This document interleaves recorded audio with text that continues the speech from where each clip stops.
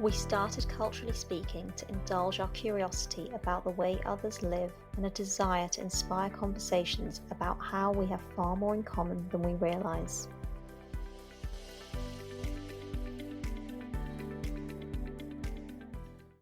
Hi everyone, welcome back to episode 3 of the podcast. So for those of you that were listening in last week, you'll know that we ended talking about our real transitions from children into our adolescence. So we're going to take that one step further this week and talk about jobs and entering the working world. And for most people, that can have quite a defining impact on their life for obvious reasons. And I think that it's something that is quite different the world over, depending on what industries you work in, what type of jobs you have, but also going one step back, how you even come to choose those careers. I think it's probably worth saying, Jonathan, you and I mean, obviously we met at work, which is kind of hilarious to think about at this point because it feels like a long time ago, even though it wasn't. I was going to say it's a few lifetimes ago that we met and we're still here. I know. I think it's quite funny that we met at work, but probably have such different experiences of coming into the working world.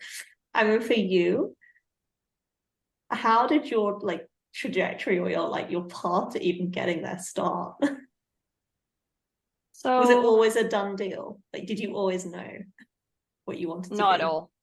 Not at all. I mean, even to date, when I explain to people kind of, my background in terms of what knowledge I'm likely to have, etc., I always say I'm in tech without a tech background. So I actually never planned to work in tech or anywhere near tech.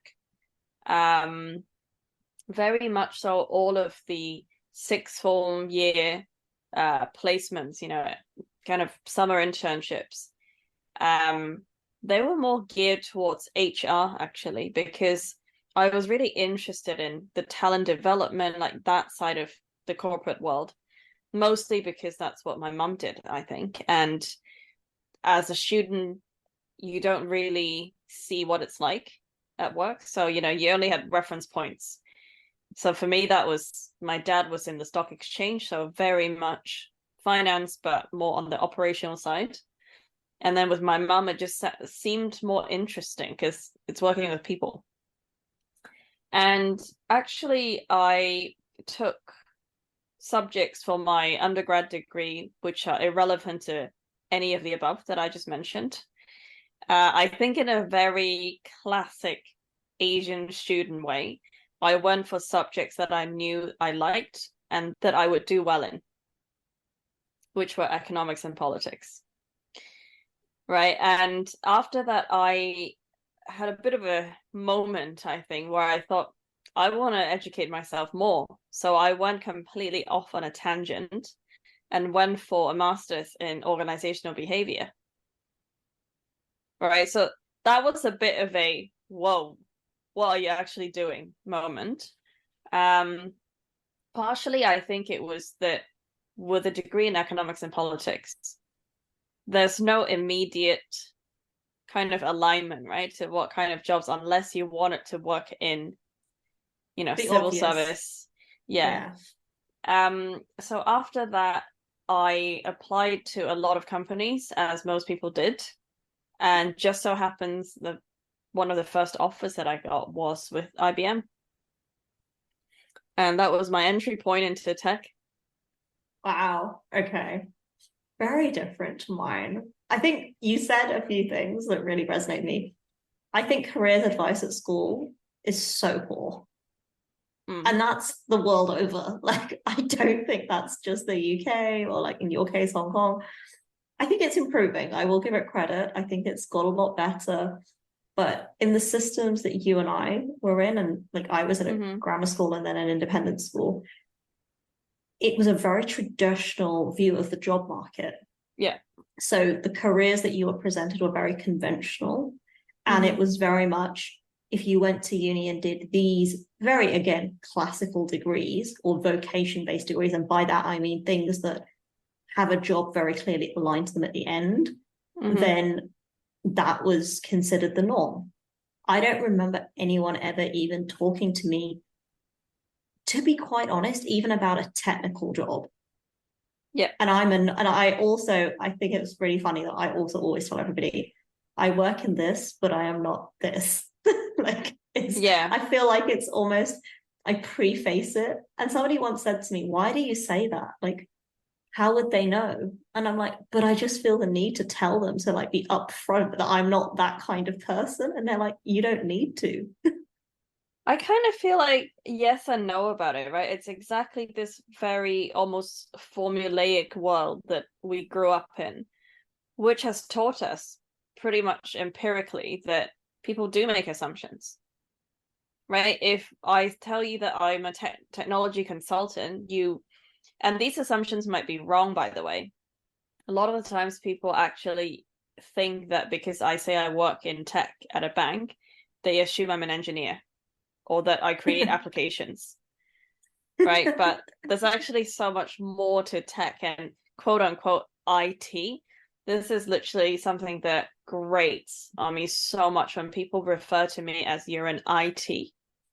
And then people think of, shows like the IT Crowd or the IT Help Desk where you get people laptops. And it's like, well, there's a lot more to technology in any company than your laptop and your emails. So I'm with you on clarifying to people, actually, especially people we've never met before. I think so. But on the point of assuming, I think it would be completely remiss of us if we did not touch on the obvious. The number of times I have been at insert party, dinner, out and about, and people assume because of my ethnicity, I am either, and I quote, a doctor, a lawyer, a banker, an accountant, an optician, a dentist. I mean, the list is not exhaustive by any means, but it's so amusing to me. And then people take it one step further. When you disappoint them and tell them that you are none of the above, they're like, but your parents must be, insert said profession. And when I then tell them that they are none of those things, they're like, oh. Where do I put you then? Yeah, it's honestly really funny. And I have just learned to laugh at it over time. To the point though, like at school, I remember a biology teacher asking me very clearly, like, but why don't you want to take biology now? Like, you're clearly very good at it.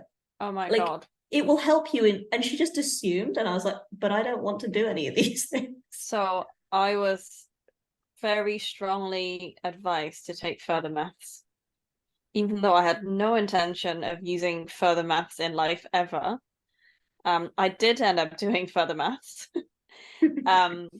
But I guess when I look back at it, why not, right? Like it was not a difficult subject for me. It was just another A that I could get easily.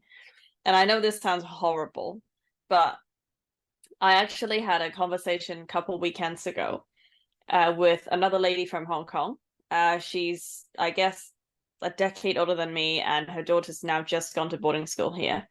And we were chatting about it. And in the last episode, right, when we chatted, I told you about the perception of people from my school in Hong Kong. Yes. And she confirmed, she said, do you know what? Having met you now, I realize you girls are not arrogant. It's just you are brought up to different standards. And I was like, oh, thank you for saying that. Like, you didn't need to. Like, I've moved on. But I just found it so interesting hearing from a third person perspective of actually we were being perceived as, bitches. Who were very arrogant, and we have an air of, I guess, superiority about us, like people from that school. But you've known me many years. I'm not that person. It's just that when your whole childhood has been in that environment where anything short of 100% is not good enough. Yeah. I think it does affect how you come across to people. And I'm glad I debunked that for her, having met in real life. Yeah. It's an interesting one because I think that carries over to some extent in work, right? Because you, rightly or wrongly, assume people in certain careers have certain characteristics. And I know I've done it, and I'm certainly guilty of assuming people want things or have chosen certain careers for certain reasons. Of course, it can just be that you genuinely have it, you enjoy it, or you are very good at it, etc. But I am always skeptical. So, like, I read history at university, and honestly, the number of people who used to tell my parents, but what is she going to do with that degree? Like, as if the only possible plausible reason for going to university could be to get a job. Like, admittedly, it was a large factor in deciding, but I didn't go to university with the sole, like, desire of leading me directly into a job. Like, it was a stepping stone.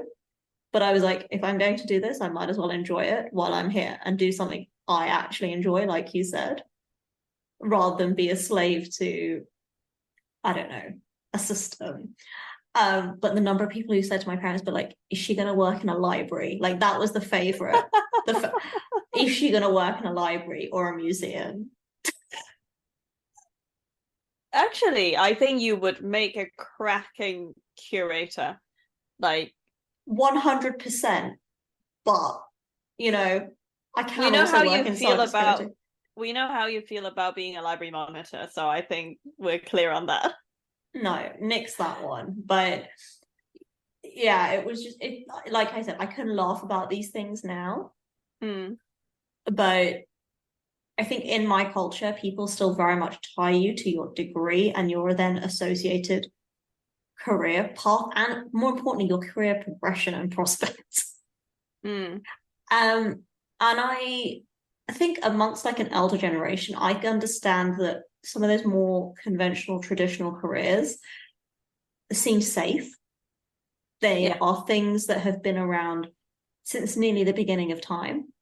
And in their mind, they're things that will always be needed. Like, they're not things that they believe are going to become obsolete. And we can talk about that all day long because I have many thoughts on that. But they equate that with job stability and guaranteed income. And for a generation that up to moved countries, I think that was a real hallmark and a defining kind of status if you'd managed to get into those careers, because they were seen as prestigious. They were hard to enter, like the barriers to entry are hard. And also in a lot of those careers, there's very little that is subjective. It's either right or wrong. Like for the maths, I mean, the equation, of course, you can solve it and be right, and you can solve it and be wrong, but ultimately it's binary. Yeah, and I think it's just more of a known quantity, right? Because these are all industries that they've seen develop. And in fact, I had this conversation with another group of people working in the finance industry, and we formed a collective around promoting Asian talent. And we exactly had this conversation that previous generations have this almost black and white idea of what's an acceptable career path, without, and it's not their fault that they've not actually experienced for themselves, oh, people can buy a house at 23 because they're an influencer. They simply don't have enough data points to form an opinion, right? And I think for that generation who are now pretty much in retirement age, they also don't need to try to understand it because their way has served them. Right. Agreed. So there's always going to be this, I guess, friction point where we try to get them to understand there is more to life than work. Talking about work-life balance, this is something that I think my parents will just scowl at. They'll be like, you're still young. What do you mean work-life balance? You need to essentially get your career on this trajectory, and then you relax when you retire. Whereas famously, on my first day at my first job, my parents asked me, how did you feel? I said, Yeah, good, but I'm really thinking about when I retire. Because to me, you know me well, and you know that I view work as almost, for me, it is a part of life. It's not a big part of my life. And I think that you've hit a really interesting point about whether culturally that's the case or just Mm, generationally. Um, because the work to live or live to work mentality varies the world over. And mm, I'll use the UK because we both work in the UK. I don't think that work is necessarily all consuming. I mm-hmm. don't think it's, this omnipresent force in my life. I don't think it's, Yeah, overly demanding. Like you say, it's something that is part of my life. It's not like I don't work. It's not like I've kind of given up we my job or wish. whatever. Well, interestingly, do we wish? I'll clarify that statement. I think my ideal is I have work that I choose and find meaningful. So not necessarily in employment by someone else. Right. And I think so on a tangent, like I remember speaking to somebody who said they did the same job. They did once, they used to do it pro bono and then they used to be paid for it. And what did they find? And this is somebody who had financial freedom. I should Mm, preface all that by saying, if money was taken out of the equation, she was like, I still got satisfaction from doing it pro bono, but it hit differently. mm-hmm. And she's very fortunate, obviously, to be able to make that choice. Um, but yes, I think what you said, the ability to choose what you find meaningful, that has value and enjoyment as well for Mm-hmm. you, that's a luxury. But when I compare it to, and you can probably talk to this a lot more clearly than me, working culture in Asia, in the US, where it is omnipresent, it is Mm-hmm. encompassing, it drives the rhythm of daily life, I find. Yeah. Yeah, I mean, I can share a little bit, I think, from a Hong Kong perspective. I know that everything I'm about to say is quite different in China, actually. They have a different, I guess, a different set of labor regulations. Like everything is just Mm-hmm. different. So this is just Hong Kong as I know it. So as you mentioned, I think the prioritized careers, prioritized professions apply. So that's your finance, law, medicine. And I think this actually contributes to what people's concepts of wealth are in the city. Yes, agreed. Um, and I wanted to add a point actually when you said how work is very pervasive in a lot of cultures. I would argue that yes, we can come to working hours, work ethic, all of that later. But most of modern society actually ties us to the idea that only employment, i.e., there's a contract and you've got taxes to pay, etc. That's the only accepted form of existence almost, because when it comes to Yes. renting a flat, getting a mortgage, you always Yeah, need a proof of salary, right? agreed. The system is set up for Yeah, employed people. And when you're not yeah, in the system, it actually becomes very challenging, as yeah, I know people have experienced where they're not in hardship, but they're finding it hard to access, yeah, whether it's a yeah. line of credit, whether it's, all of the normal trappings that working Hmm. people take for granted. And I think, I know in the US that's tied very closely to your healthcare, for example. Yeah, Not the case in the exactly. UK, but yeah, you say the system is set up for employment in a conventional sense. And Mm, even like you talk about influencers, you talk about the new wave economy. Frankly, a lot of our financial systems are antiquated, right? yeah, They they don't are. recognize these sources or streams of income. Hmm. So yeah, I think that challenge is only growing. And so back to Hong Kong for a minute. I think apart from the types of jobs, I always feel very fortunate that I work in the UK and not Hong Kong. Simply from hearing from my friends, my peers who are working and living there, the hours in terms of what people think are acceptable are just not acceptable to me, put it that way. So I remember when I first joined my graduate job here, we did have to sign a contract, right, to waive the maximum Agreed. hours Yeah. per week. I think that's quite common. Having said that, I've never felt pressured to work insane hours that potentially the more front office bankers have. Um, I and in agree. Hong Kong, yeah, like we've been quite fortunate, I guess, managers we've worked with, I've never been demanded or reprimanded for not doing so. I think Um, even if I have worked maybe longer hours at a particular season or for a particular period of time, yeah. it's been compensated back to me at a later date, either Mm-hmm. with, lesser hours or reduced hours. And it's been acknowledged that it's that I've done that. It's not gone Yeah. unnoticed, is what I think I would say in those scenarios.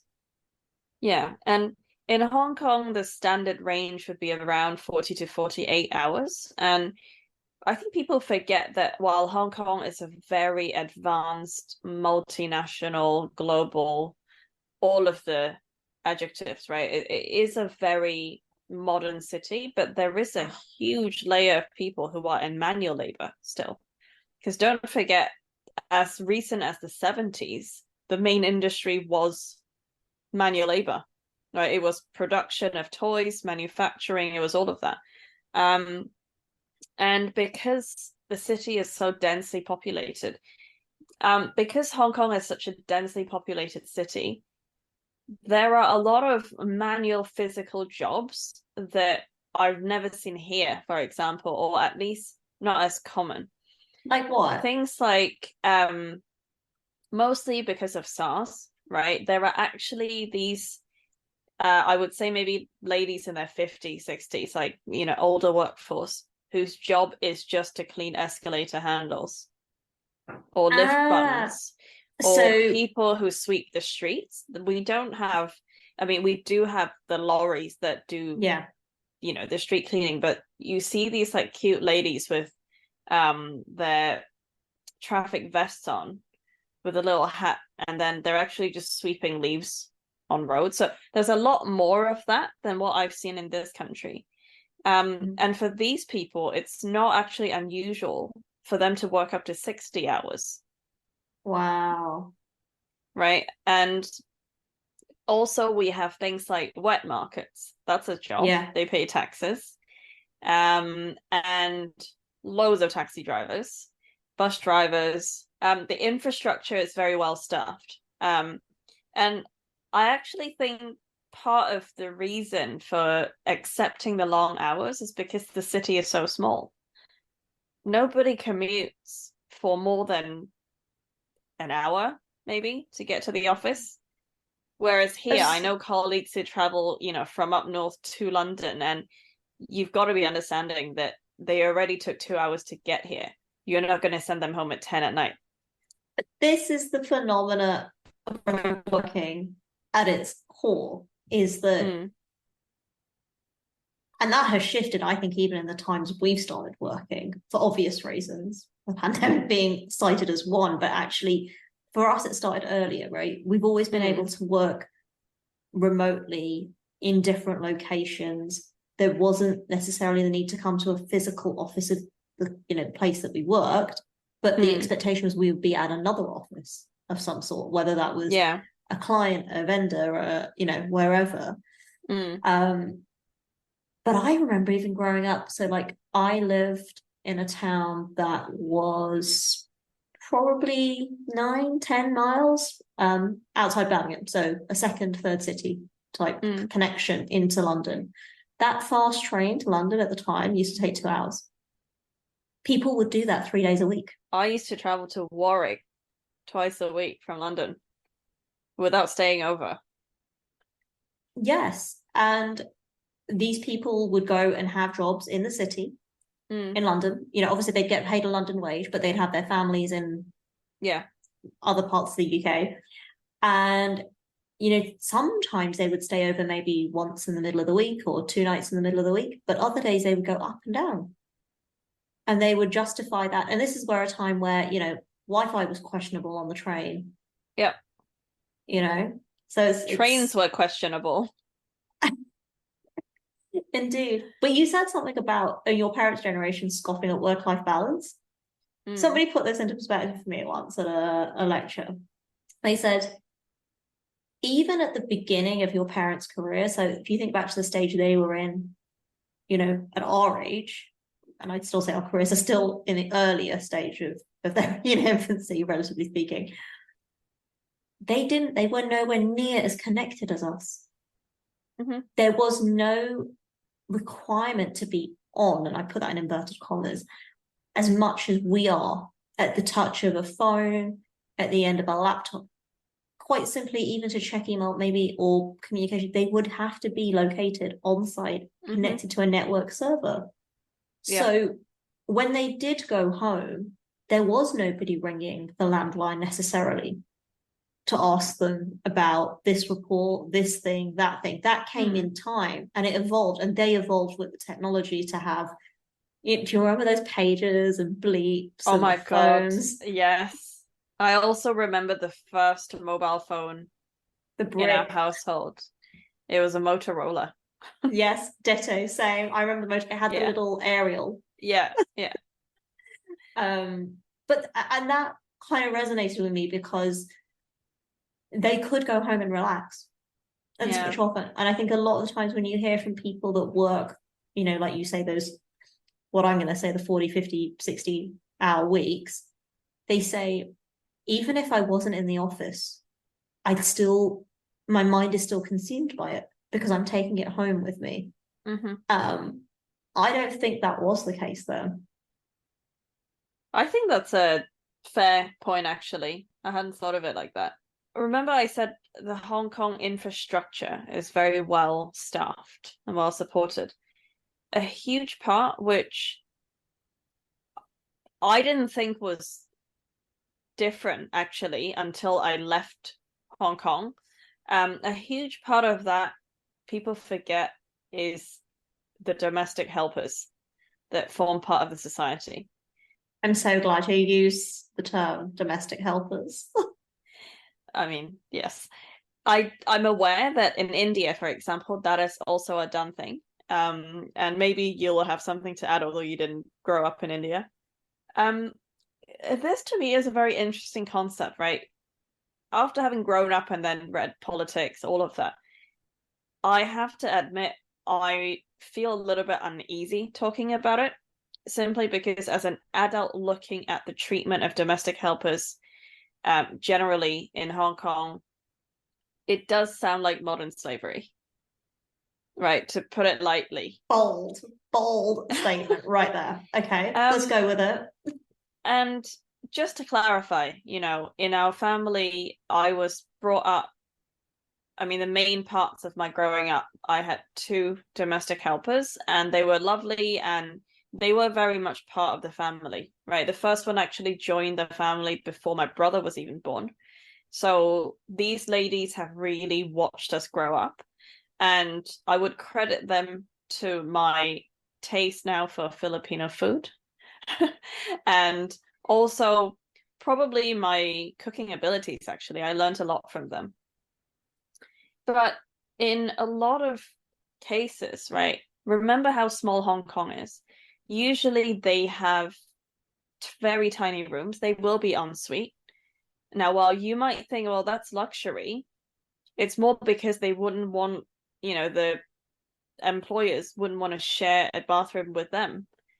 Right. So this is where things start getting a little bit uneasy, I think, to talk about. Can you just clarify for everybody as well? Because I do know this is the case, but most of these domestic workers are foreign. Correct. Domestic workers. Correct. Sorry, no, actually, not even most. You're saying nearly all, basically all. Yeah, all. And since 2003, all foreign domestic helpers are required by law to be live-in.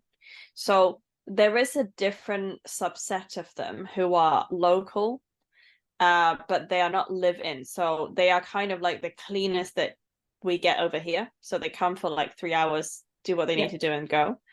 And most of the foreign domestic helpers, I believe, are from the Philippines. There are also ones from Indonesia, and there is actually even more interesting because a lot of the ladies from Indonesia are Muslim. Yes.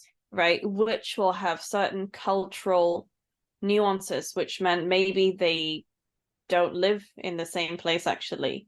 I've Well, I was heard about to of, say food yeah, is the first one that springs to mind in yeah, that scenario, given what I know and about Hong Kong contact cuisine. with the opposite sex, Notice. Yeah. things like that. So I have heard of centers where it's kind of like a accommodation that where they all stay and they Yeah. commute to their employers' homes during the day, etc.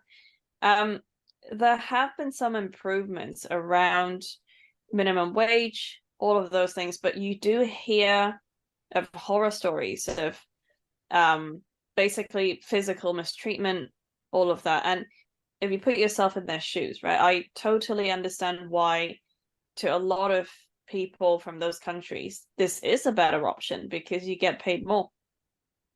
I was going to say, Right. there's obviously, it's maybe not their desired career or their way of living because they're having to move away from their families, from their societies. But financially, as you say, it has to be a lucrative or a more lucrative option, perhaps, than working in their own country. Yeah. There are actually a lot of regulations there to protect them. So, for example, free medical treatment, and the monthly salary now, as far as I know, for people of, I guess, my socioeconomic status, you never pay the minimum, right? You pay them a good, comfortable wage because you know that they are effectively leaving their whole families behind. Yeah. To come make a living. And I think there's the typical 1 day a week is official holiday. So for them, usually it's Sunday, a lot of them will be Christian, Catholic. Yeah.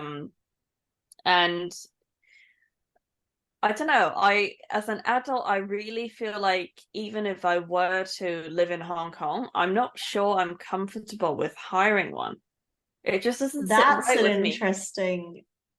Yeah, it's very interesting. I was about to Yeah. ask you, how do you feel now when you're there? Does it make you feel it's a familiar routine, it's what you've known, or does it still feel odd now having gone back after having lived here for so long? Super weird because Yeah.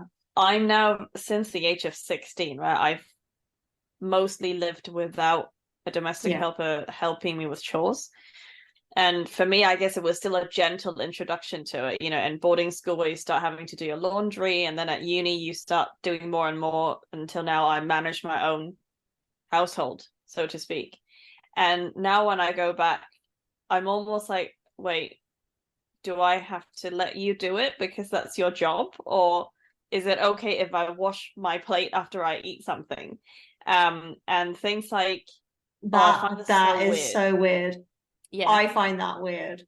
Like when Yeah. I go to India, and I've always felt this way, but I feel very uncomfortable, right? Because depending on the household, how many domestic workers they have, and to be honest, they do use the word servant, right? I'm not going to deny it. The translation does not come across as domestic helper. I'm only using that term because we're talking in English, but um, it's known. It's not to be derogatory. It is just the name for the person that is In doing the job.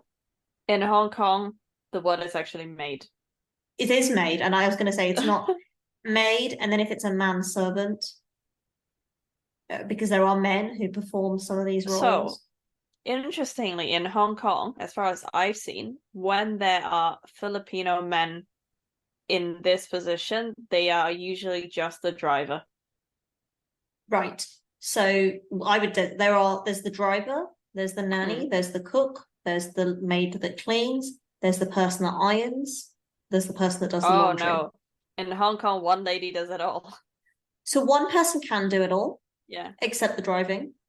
But then, and this is, I guess, come to what I was talking about the evolution. When I went to India most recently last year, so you've got a lot of laws and regulations, I think, in Hong Kong, and it is quite, I guess, organized. I would say is what it's an organized part of the economy. the domestic help and the domestic workers in India aren't necessarily part of an organized economy. Right. It can still be a contract that is between the home owner or the employer and the worker. It's not necessarily governed by laws and regulations. There's not employment tribunal if it goes wrong. However, and that was the case where somebody would live what you'd call live in, but because of the setup in India, other than the major mega cities, there's obviously a lot more space. So they would build them a house on the land. Of course, it wouldn't be of the same spec as the main house, but they'd have their own. They would help their children go to school. They'd pay for them to go to school or for a wedding, or they'd support them through life events so that their children could.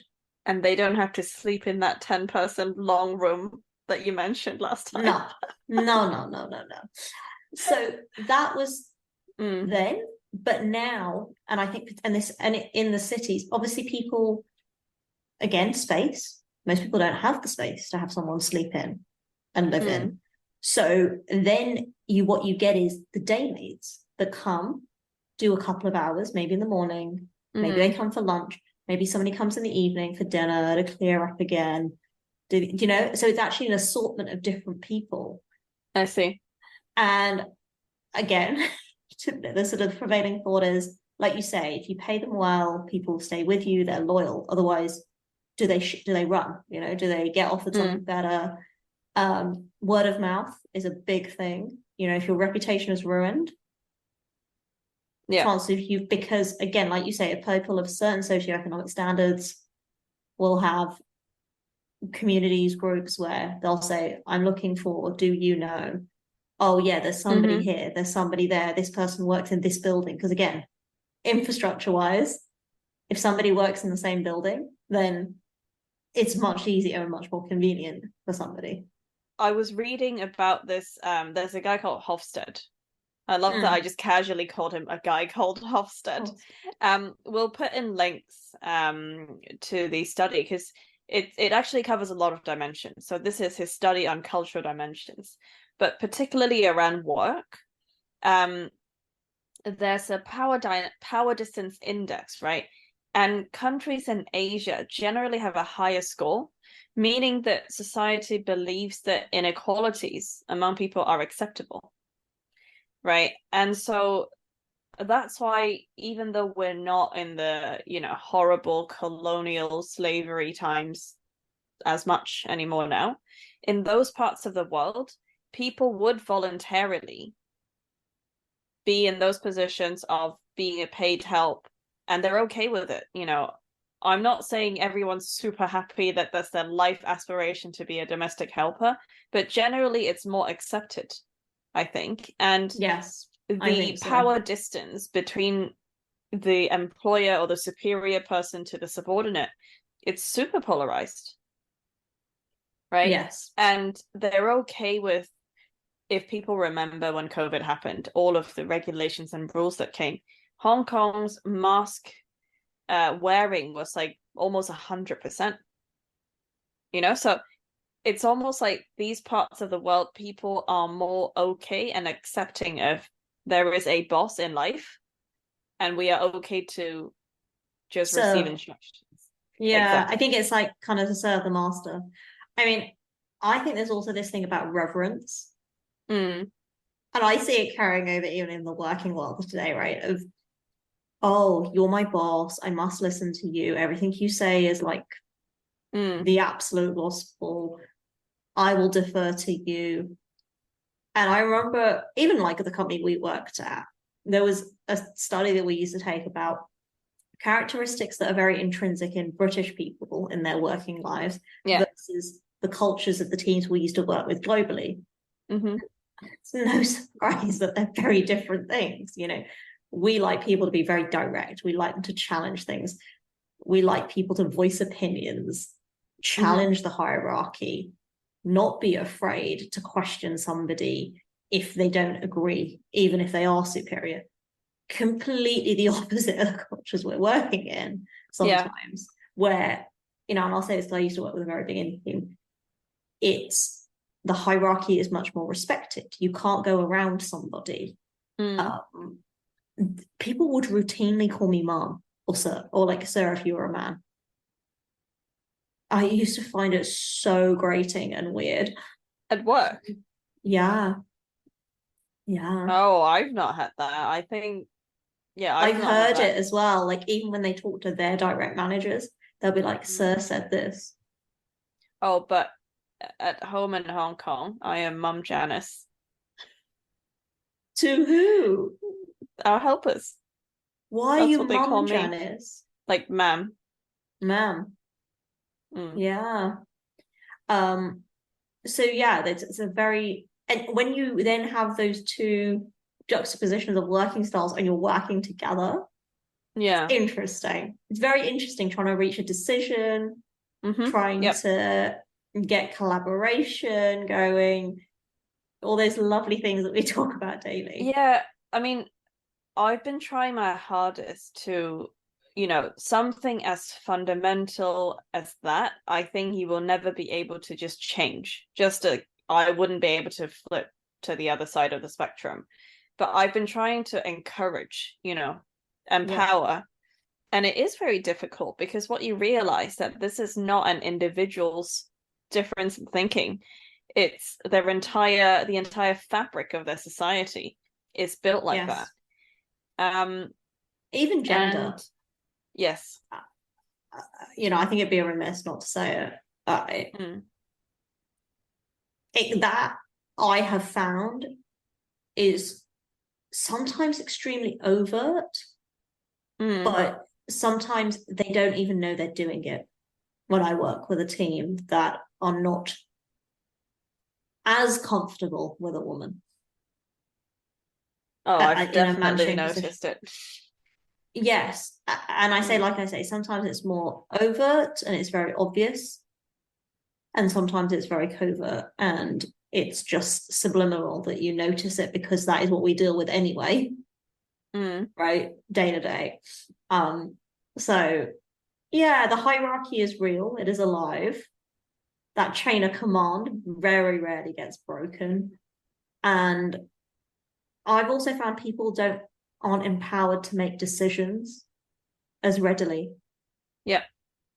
It needs a collective agreement and response. This is one thing that annoys me the most. Not just with work. It's, the typical question, hey, what do you want to go eat? Yes. Even amongst friendship groups. Yeah, just make a decision. We can go to the second choice next time. Like, I think because I've been educated for so long in this country, I'm definitely now firmly more on one end of the spectrum of, you know what? We're all the same on the inside, actually. And yes, it makes sense for big companies, especially, or any big groups of people where there should be a hierarchy, there should be a chain of command, otherwise chaos. However, I think generally people should try to, I guess, take more ownership, right? And because at every level, you've got to have some ownership. Otherwise, people are demotivated, all of, the bad things. So just remember, if you don't know where to eat, just come ask me. And I'll give you an answer straight away. Exactly, because we have a running list going all the time. Exactly. So I guess that's it for this week. And do tune in and check out our next episode.